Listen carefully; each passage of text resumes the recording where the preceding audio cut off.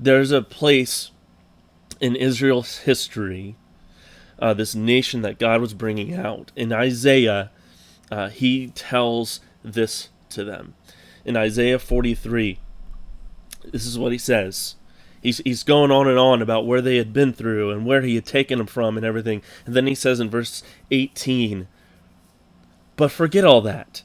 It's nothing compared to what I'm going to do. For I am about to do something new. See, I've already begun. Do you not see it? Don't miss it. I will make a pathway through the wilderness. I will create rivers in the dry wasteland. What is your new normal going to be? What is it going to look like? I'm going to ask you to do something real quick. Close your eyes.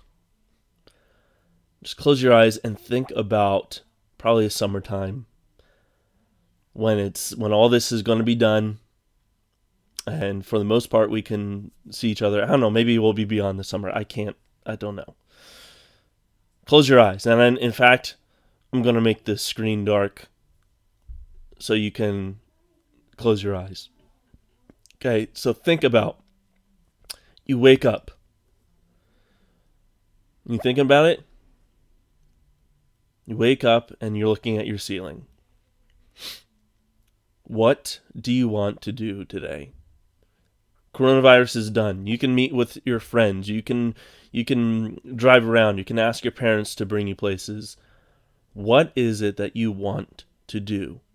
What do you feel you need to do?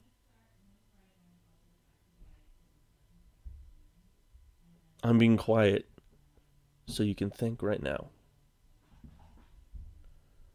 What is normal for you in this moment?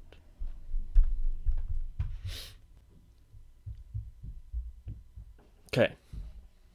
You can open your eyes. Whatever your new normal is going to be is being shaped right now. God told the Israelites, I'm starting this new thing right now. And here's what it was for the Israelites, okay? I don't know how much you really know about the way the Israelites lived life back in the Old Testament, but here's three huge things. They had 600 and something weird laws to follow. Weird to us, okay? Two, they had this whole sacrificial system of bringing animals when they sinned and stuff like that. So it was, I read it, I'm like, okay, if I was back then, okay, God, I did this one thing. I lied to my mom and dad. So do I bring a pigeon? Do I bring a goat to you? Do I bring a sheep? What kind of sheep? I am so confused. And then to go experience God, they couldn't experience God for themselves. At least the presence of God. They had to go to the temple. And only the high priest could ever enter where God's presence was. And even he only did that once a year. And we're here with God's presence, with God's very words, and he gives us one command: love each other. And what do? We sit back. I don't need to know God. I haven't read about him today. What you're filling your time with right now, you may not realize it, but you're developing habits that are going to stick. I'm telling you right now, what you're doing day in and day out during this quarantine is going to be what you go back to in your new normal. So what is it? Do you really want it to be video games? Do you really want it to be more and more TikTok? Do you really want it to be binge watching and going through YouTube? What is your new normal going to be? God said that he started this thing with Israel. Do you see how different their new normal was?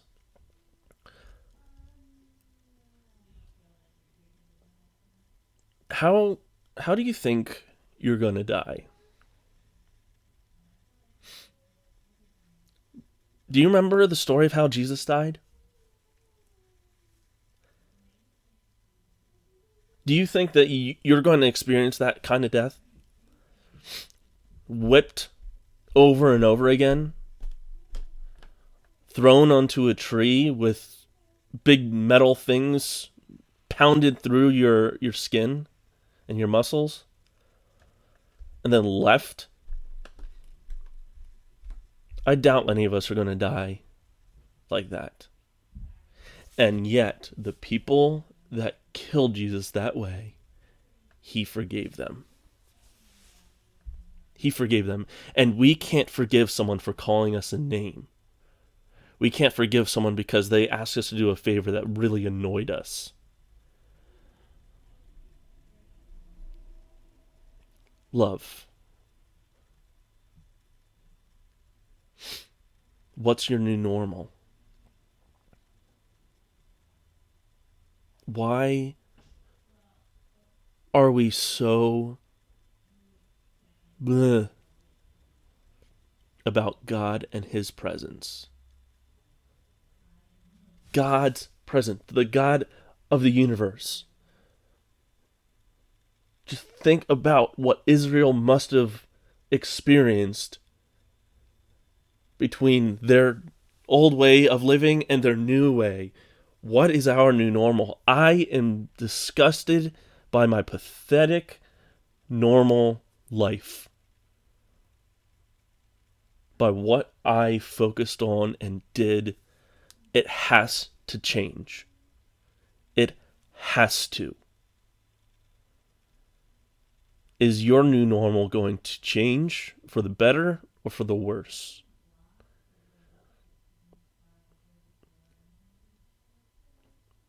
We don't really have tasks today. Instead, I'm just going to tell you this. Catch up.